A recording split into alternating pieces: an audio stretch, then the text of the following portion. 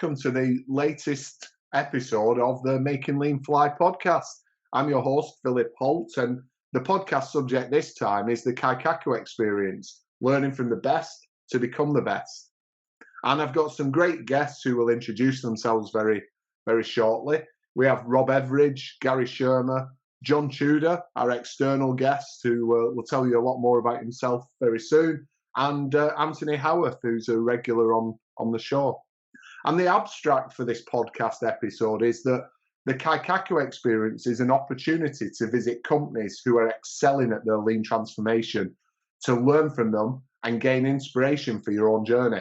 However, it's not traditional benchmarking, nor is it industrial tourism.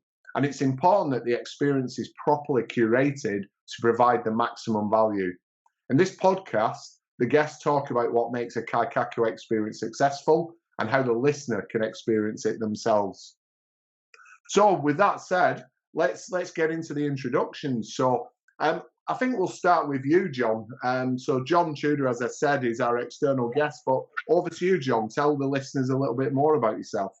Yeah, Philip, first of all, thanks for inviting me to the podcast. Really appreciate it.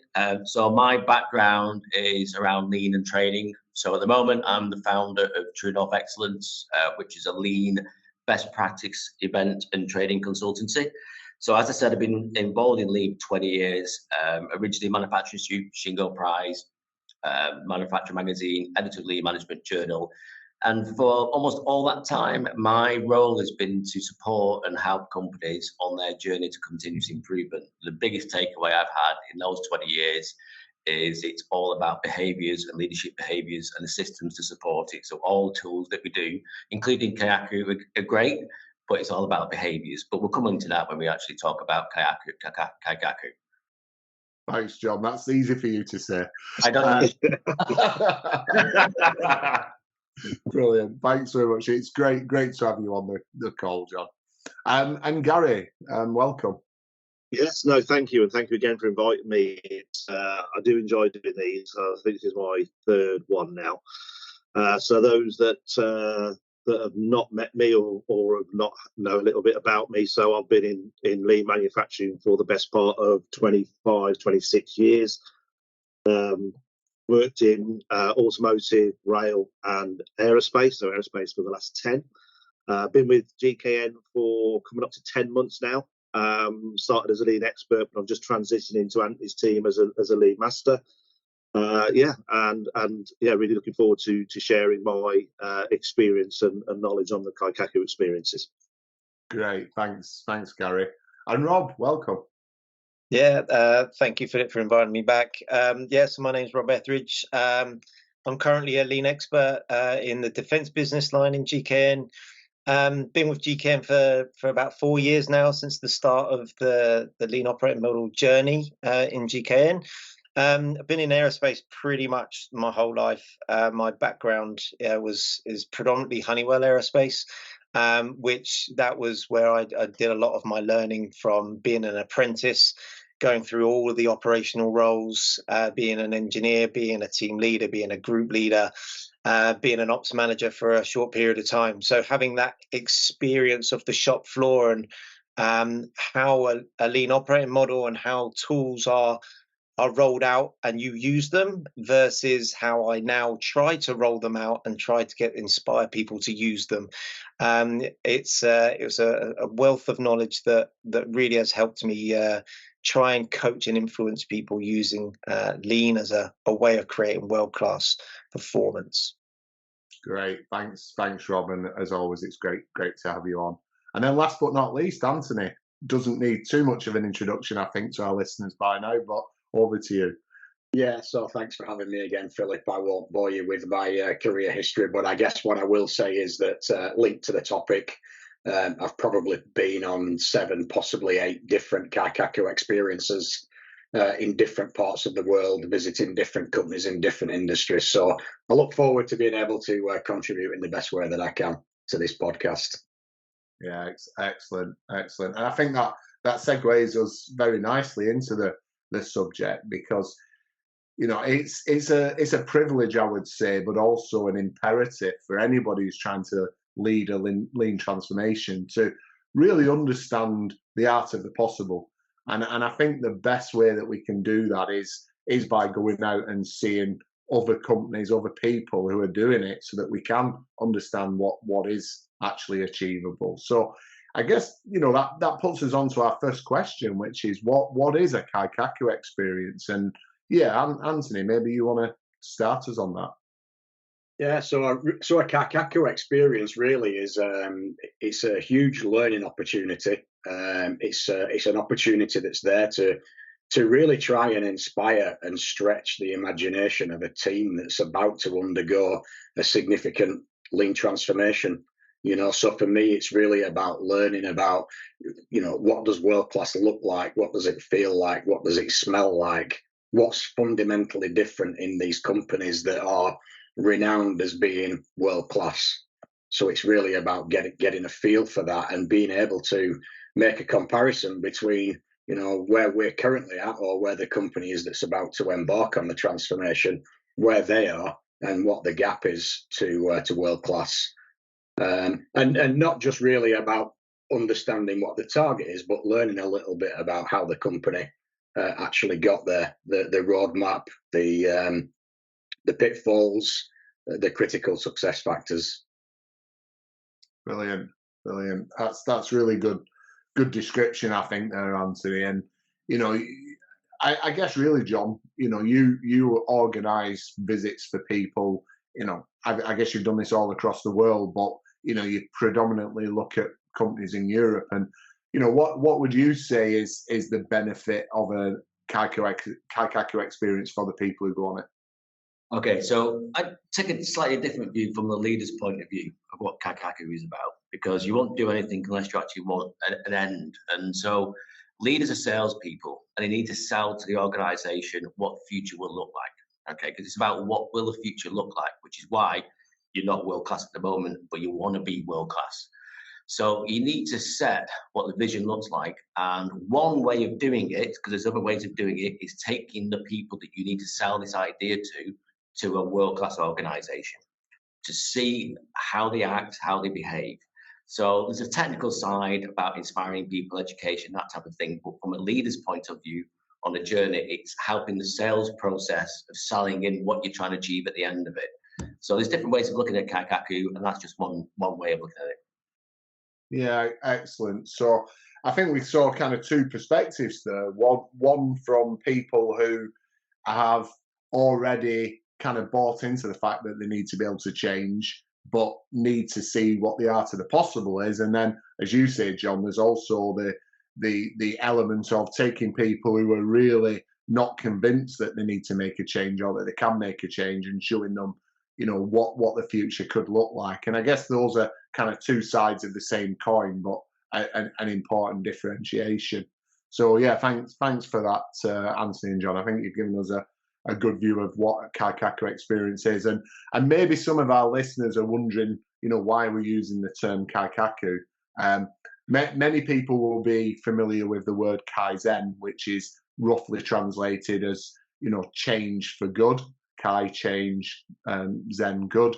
Kaikaku is really about radical change. So again, Kai for change, but Kaikaku part of it means around radical change. And, you know, these are two important elements of continuous improvement. People sometimes talk about continuous improvement as being only Kaizen, gradual improvement. Actually, continuous improvement is, as the name suggests, about continuous improvement, and that can be both Kaizen and Kaikaku improvement. And the Kaikaku experience is going to experience, as the name suggests, what a radical change could look like for your organization.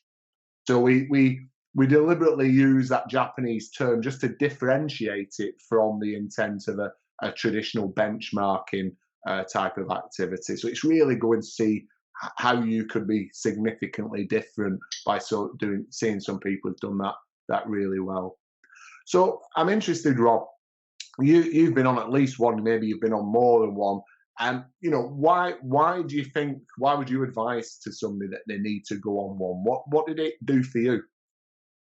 Yeah, and this is just to tag on to, you know, what John and Anthony have sort of said. You know, a Kaikaku experience is, it's like a shot of caffeine, or it's like a NOS going into a car, right? You know, giving that boost.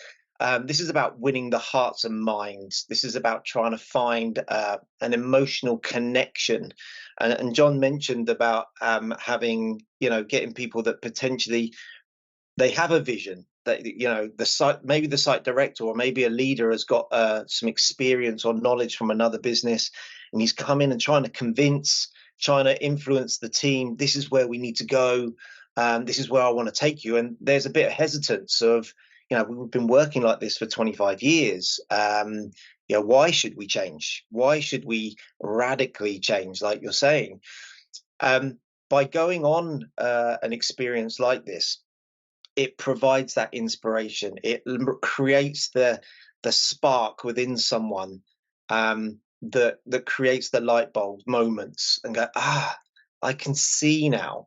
Now there are some challenges, and we'll get onto that later in the show of, you know, how and what you need to do to make sure that they're successful. But, you know, to go on one, why we need to go on one is to inspire people, inspire the team to create this movement that will propel your journey to a vision that you want to go to. Yeah, absolutely. And Gary, kind of similar question to yourself. What do you see the reasons for going on the Kaikaku experience as being? Yeah, so I think the main reasons for me is businesses mainly deal with solving problems, and by focusing wholly on solving problems, they're not looking at really creating opportunities. And by going to other businesses to see how they deal with not only solving problems but also creating opportunities for the future, it really does, as Rob says, it kind of gets the buy-in.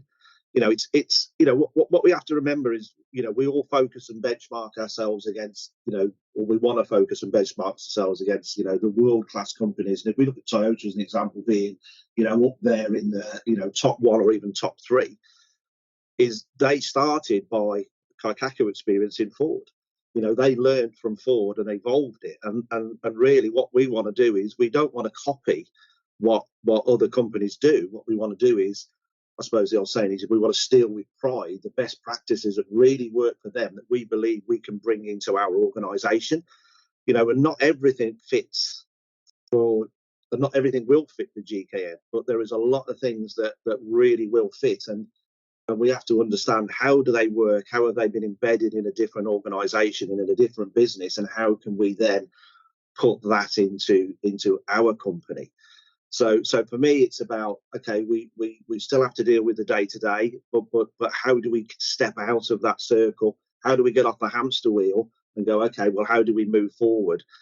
Sometimes we can't see the wood for the trees. Well, actually, by doing a Kaikaku experience in a different organisation, you can actually stop focusing on your problems and actually start seeing what they're currently doing, and actually think, yeah, these are really good practices we could do. Not quite think we could do that one, but yeah. So for me, it's about, how do we create the opportunities and stop focusing on just solving problems every day.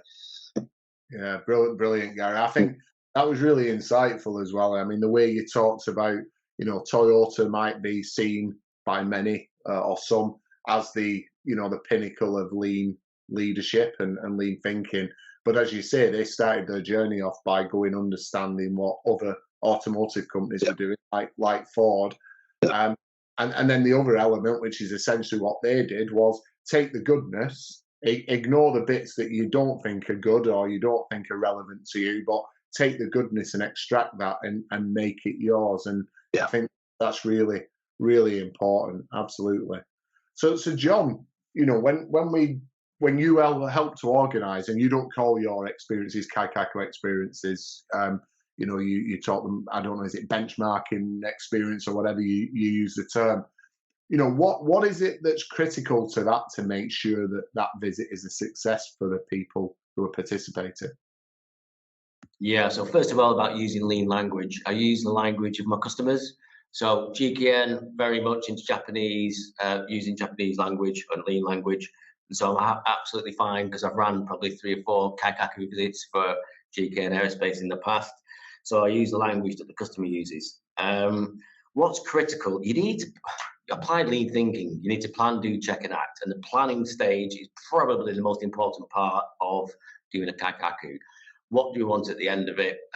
Say, for example, the other thing is a Kaikaku experience can be 1 day, it can be 2 weeks, but it needs to have 2 components, which is look, go, see, what did we learn, what can we do next? Critical is having an action plan at the end of it, because what will happen is a lot of people will see the world with a different set of lenses from going and seeing a world-class company. You'll get 20-30% of the guys or girls going really inspired, but it's the next steps, it's the acts, it's like, what do we do, what we're going to do as part of our transformation plan. So critical is to understand the planning is as important as the actual doing. And then following a cycle of, at the end of it, to create a steering group. How do we meet? What's the cadence of meeting to make sure that the great ideas that we've had, the great ideas that have been facilitated during this time that you've had there, actually delivers into a change as well. So it's great being inspired, but it's the follow through, the discipline at the end of it that to me is a critical factor. Oh, absolutely. So you've touched on a few really good points there, John.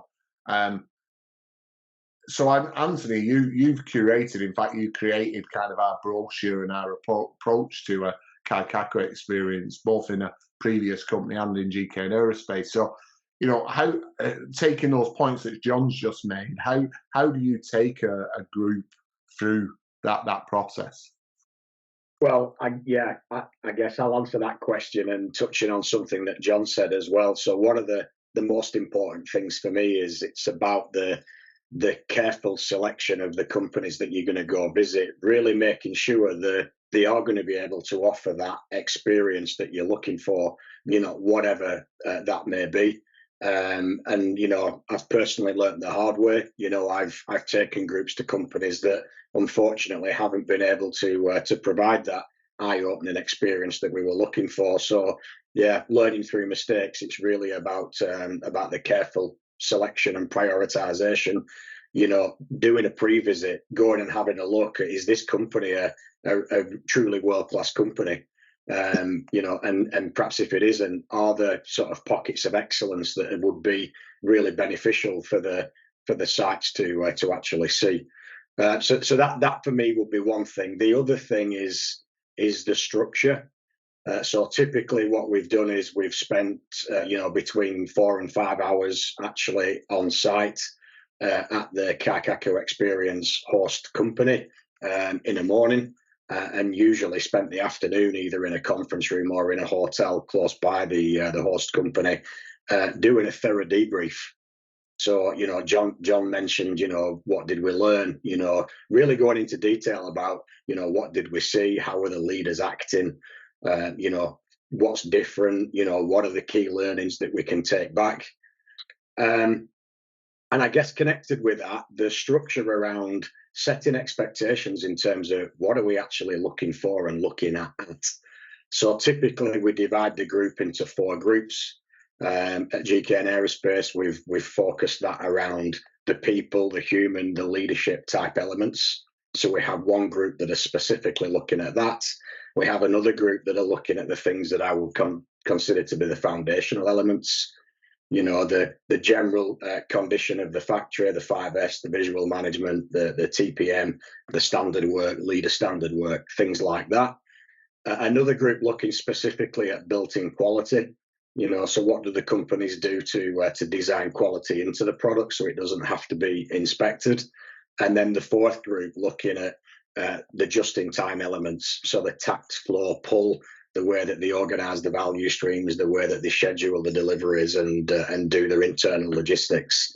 If you don't set some kind of structure and give people an idea of what it is that they should be looking for, they'll try and look at everything and capture all of the small things, and you probably won't be as successful in capturing at the end what did we really you know, take from this experience. And, you know, as John quite rightly said, all of that, the pre-visits, the structure, all of that kind of fits into the plan of PDCA. So I do agree, John, that that's where most of the effort needs to be to ensure that the participants have a good experience.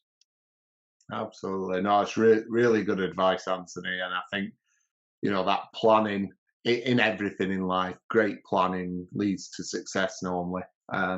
And I think what you've described here, that planning, making sure we've got the right companies, I guess that's even about make sure that they're right for the learning that you want to get, because not every company will be right for every visiting company. And then ensuring that you've got that curation of go look at what we're looking for, and then that debrief and how are we going to actually use it. That's what differentiates it from it being industrial tourism, I guess. You know, and it really becomes meaningful. And one thing that you didn't explicitly talk about, but maybe Rob, you can comment on this, is, you know, we talked about Toyota being the pinnacle, but personally, I've learnt more visiting other companies that are maybe not, you know, technically as good as Toyota, but maybe have been closer to achievable or more relevant to what we were trying to do. You know, what's your experience with that, Rob? Yeah, we saw some several years back. We went to Stuttgart with John, and we saw a few companies, Arberg, Bosch, Trumpf, and what I would say is, you know, we'll talk about this probably a little bit later as well when we advise the listeners on what they can do differently, is don't be blinded by going to see something that is physically brand new, shiny. It's hundreds and hundreds of millions of pounds worth of technology. Don't be blinded by that, because potentially that's been bought through capital and it's just there. Whereas maybe if you go to a company that's been around for the last 50, 60 years and they're using machinery that's 30, 40, 50 years old, but they're still gaining a huge performance out of that, the journey they've gone from. So a Kaikaku experience for me is a little bit about seeing. In today's world, we can see I can go onto the internet right now and I could see lots of different companies. I can go on the TV and I can explore factories on the TV. It doesn't feel the same. You need to go to a factory, talk to the employees, talk to the leaders. How does it feel? What was your journey like? How long did it take? You know, what challenges did you have? Now, something about going on a transformation is, even if you're, sometimes when you can go on a Kaikaku experience when you're halfway through a transformation and you know it's not working, it's stalled, it's taken a long time. Going to a company where they have spent the last 5-10 years going through the same journey, you can get this respect, you can get this affinity or linkage with these people, and you can go, oh, well, they feel the same, or they felt the same, and they've come out the other end. You know, I'm not alone. I thought that I was just not good enough. I just didn't think that I was smart enough, clever enough.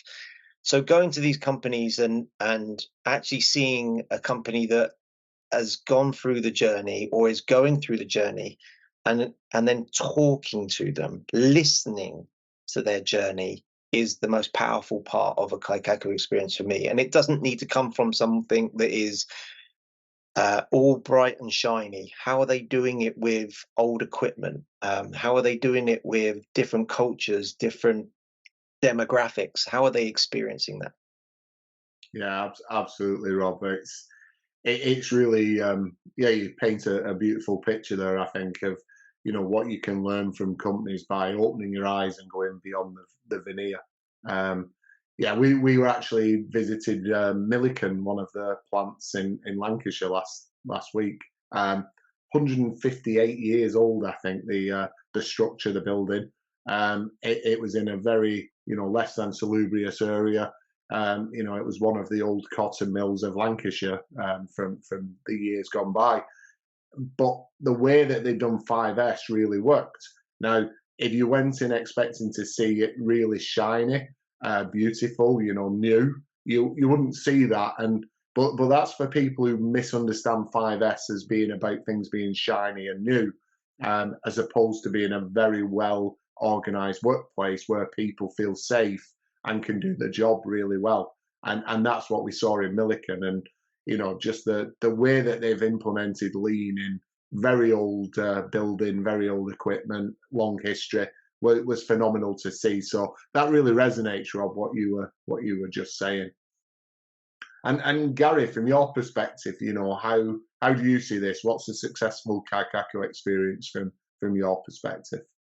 So I think for me, and I think I was gonna bring up Milliken, and I think it's just about getting the best out of what you've currently got, and the environment that you're currently in. I think to make a successful Kaikaku experience, you've really got to not focus on the negatives and really look for the positives. And I think it's so easy to go into these companies thinking, okay, well, if you're that good, I'm really going to go in and try and find faults and find all the bad things that you do and go, well, that's not really very good. Yeah. But actually, it's about embracing what they've done, how they do it. And Milliken's a perfect example. Is everybody knew what they should do, how they should do it, what the process was, what the checkpoints were, what the flag systems was, what the visual management meant, when they put in, a material ordering system and a material moving system, everybody bought into it and worked with it. So for me, it's about, making the most of it. Is if I was to go into a Kaikaku experience from blind, I would be thinking to myself, what problems do I currently have? And how are these trying to resolve and deal with those issues? And Anthony made great points earlier when he said about breaking it into 4 areas, because you can't eat an elephant in one sitting. You've got to break it into more manageable chunks. So for me, I would go in and say, right, I have this particular issue around something, and what I want to learn from is how do they deal with that within this company that I'm visiting, and we can learn so much from them. And Rob, you're absolutely right. Is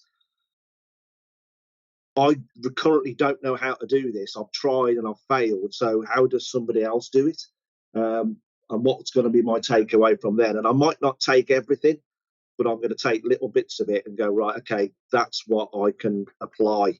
And again, just following on from John's point, it's about how then do I put that into a plan on how I'm going to do that. The key thing for me as well, this is about radical change. But radical change doesn't come overnight, and it might take 3, 6, 12 months. But as long as you plan and implement and do it, that's absolutely fine. But it's, again, as I said earlier on, it's about really looking at creating those opportunities and just get away from solving problems every day. So what opportunities can I create from visiting, and how then can I implement and apply into my environment that I currently work?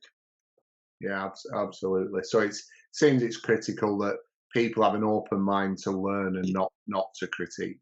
Yeah. Right. So we're at that section of the podcast where we talk about a fun fact. So I said before we started, I said I'm not going to put Anthony on the spot again, but very, very interested in John's fun facts about himself. So, John, what can you tell us that maybe the listeners wouldn't necessarily know about you? Well, a few things. First of all, both me and you, Philip, attended the same polytechnic at the time, because we're that old, which is now Manchester Metropolitan University. And when I was there, it was just the start of the Premiership. So, fun fact, I actually don't mind Manchester City Football Club, even though I'm a Manchester United football fan, because I worked at both clubs. So when I was a student at university, I worked at Manchester United Football Club as a programme seller, and also at Manchester City Football Club as a steward for 3 years at both. So every single weekend, I watched for free Premier League football at a time of Jurgen Klinsmann and people like that. So it was a great time to be at university. I watched football every weekend and got paid for it. But being from Manchester, a Manchester United fan, I actually don't mind Manchester City. It's one of those things. However, I am going to the cup final tomorrow, and I definitely will be supporting City.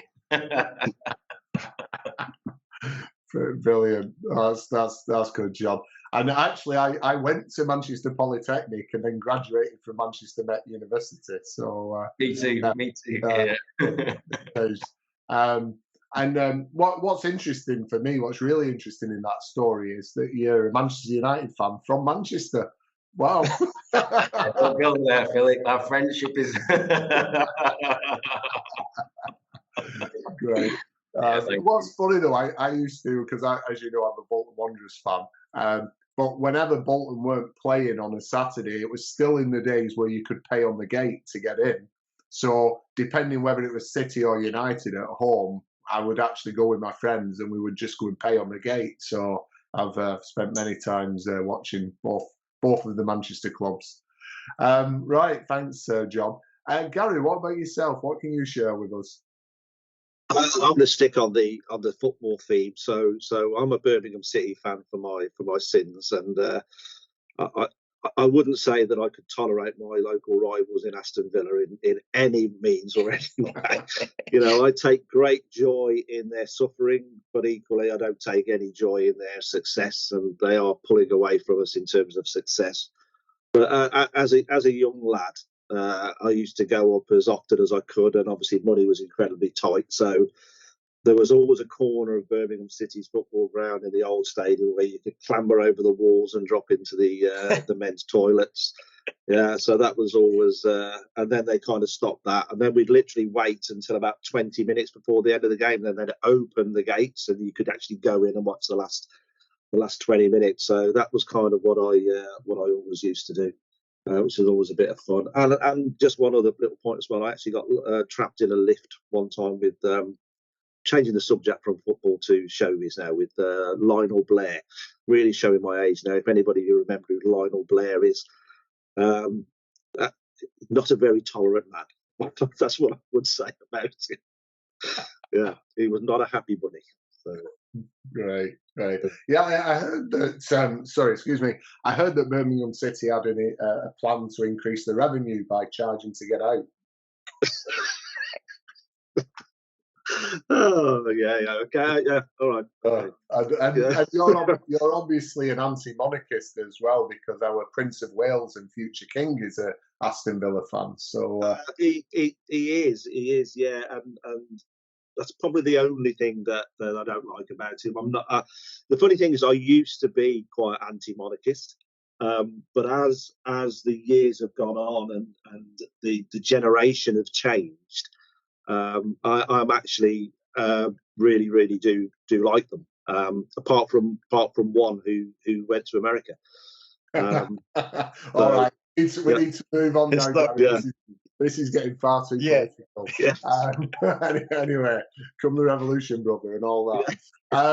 Anyway, Rob, about yourself? Let's get the final one from you. Yeah, let's get away from that subject as well.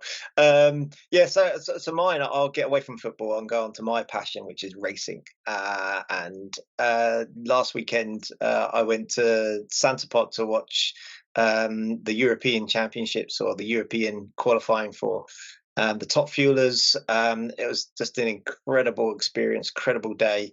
And all I could think about, most of the time, because most of the engines were blowing up as they were going down the track, all I could think about was Anthony, because there was the fastest tractor cleaning up on the planet, and all I was thinking about is, if he was sat here, does he think his tractor would beat that, or would he go, right, I'm going to get a tractor and I want to beat that tractor? So all I could think about you over the weekend, Anthony, was you and your tractor. Would it beat the tractor on the track? Okay, so we said we weren't going to put Anthony in the fun facts, and he ended up in it anyway. Yeah, exactly. There you go. Great. Thanks very much, everyone. It's always nice. So we learned a lot there, and we learned about, in particular, John's Kaikaku experience to Main Road when he was young.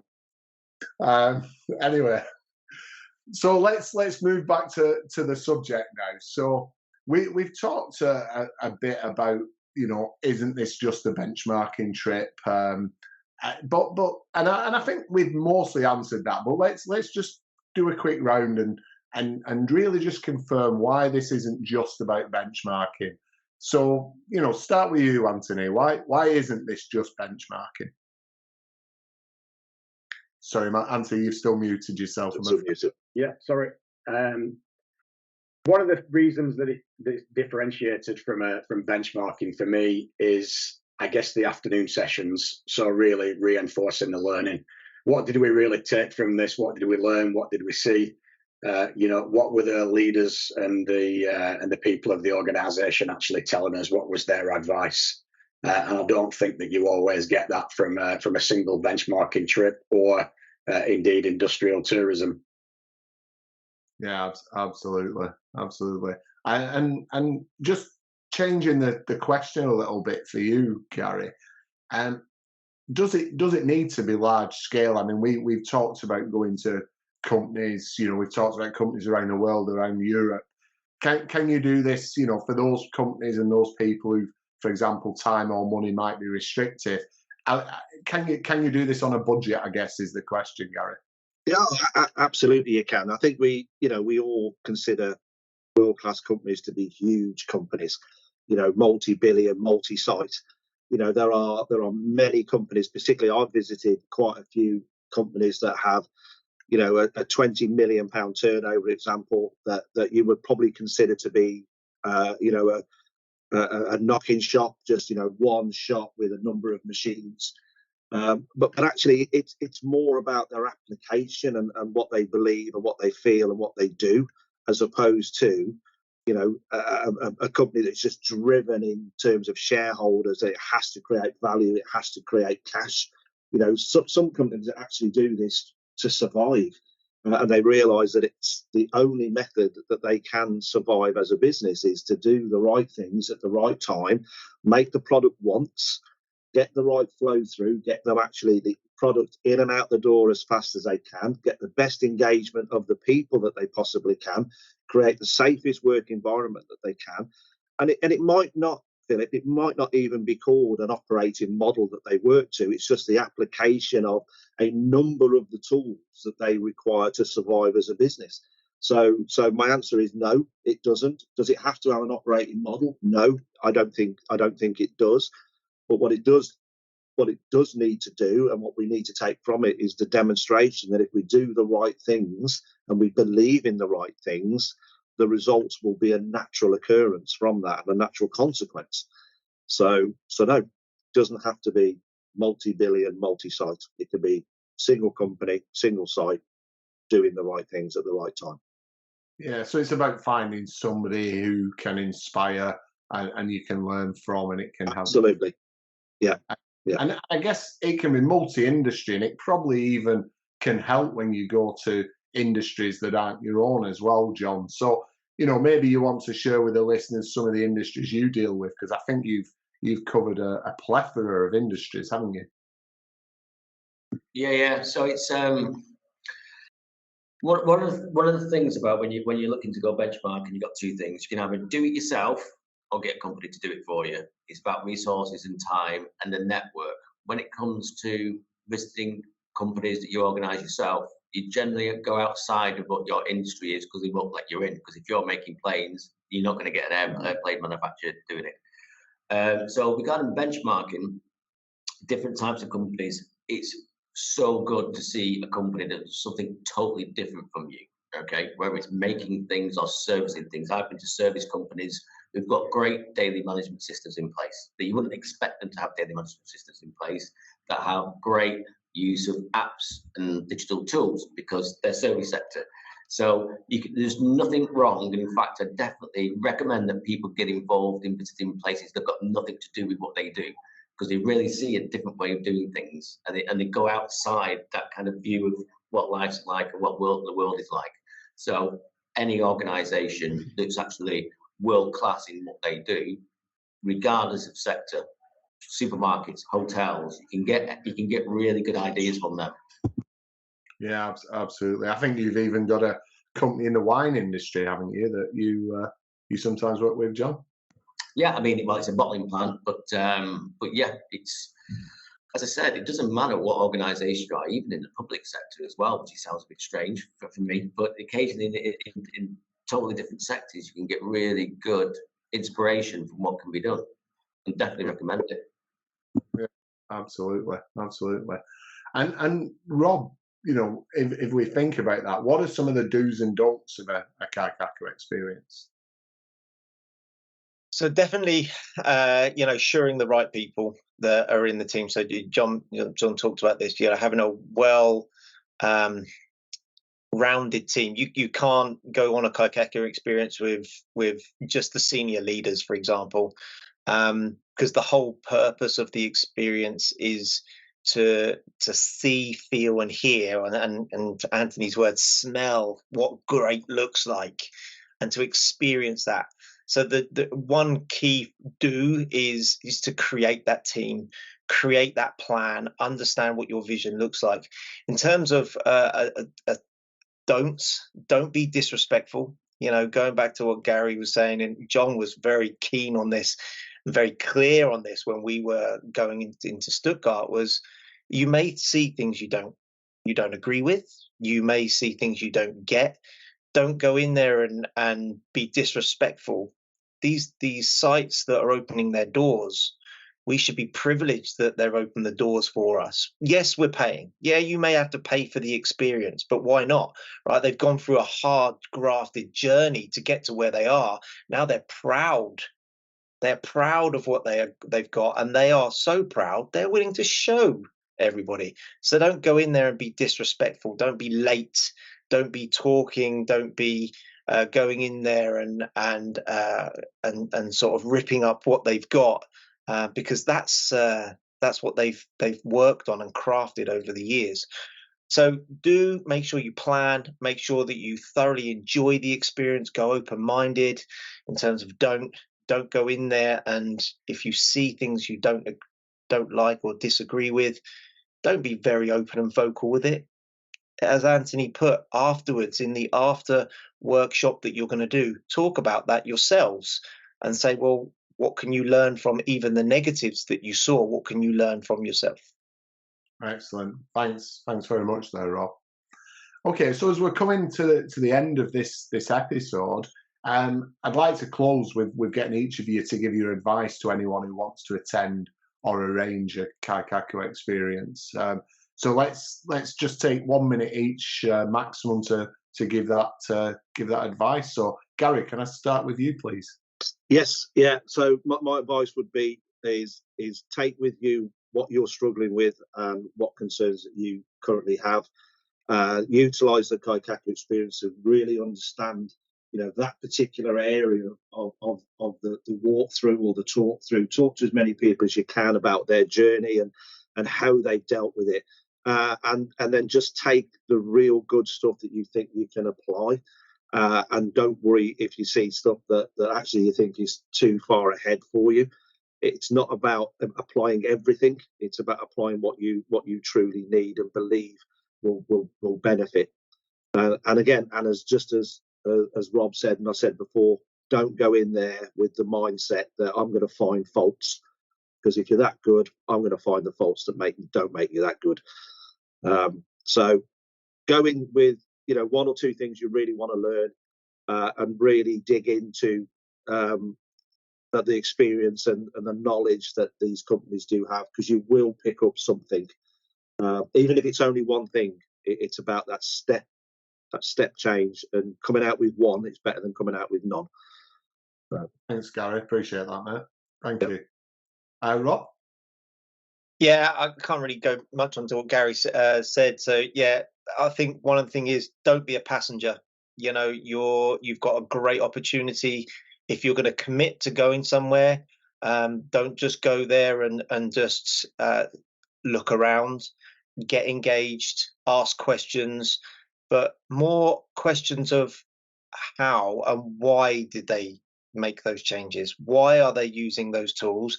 And how did you get there? How long did it take? They're the questions that will really, or the answers that you'll get from them will really help shape how you can transform your business.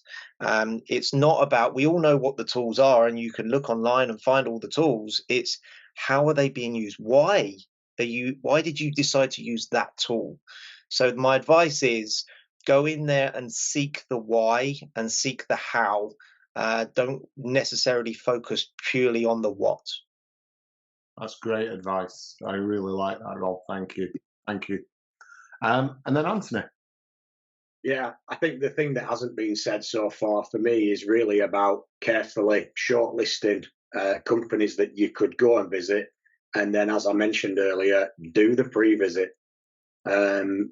if you've got the wrong companies in your Kaikaku experience, it'll make or break the experience. So you really got to make sure they are the right companies in the right industries that are excelling in the things that you want to transmit. And if you're using the Kaikaku experience, as John said, as a way to sell the idea of going on a lean journey, then they've really got to be the right companies. So make sure that you do that. And I guess the don't from my side is you're there to see what you can learn. You're not there to compare yourself.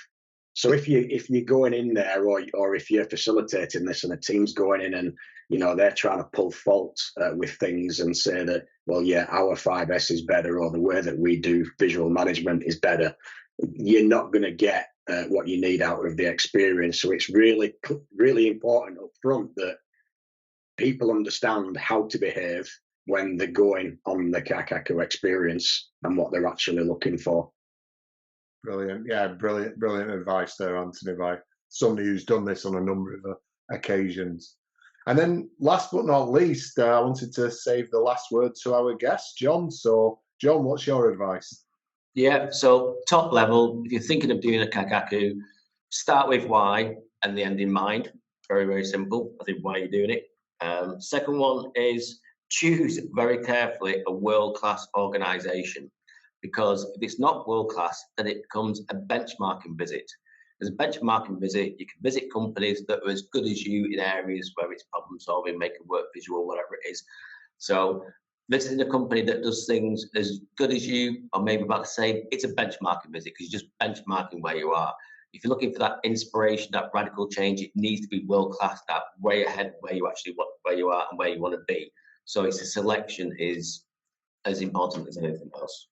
And then the third one is, if you haven't already got an established network for your own colleagues, go visit an expert, go see an expert who can actually help craft one for you, which is what GKN's done in the past, whether it's in North America or Asia or Europe. Yeah, so go and see an expert if you've got any reservations about organising it yourself. Great, absolutely good advice, John. And you're definitely not on here to promote yourself, but we can certainly vouch for the service that you've provided. So thank you for that. So thank you very much, all of my guests, Gary, Rob, Anthony, and very much John. I know you're just about to go into a client, so I appreciate you making the time. And to the listeners out there, I hope you enjoyed this. And remember, it's about changing how you lead, not who you are.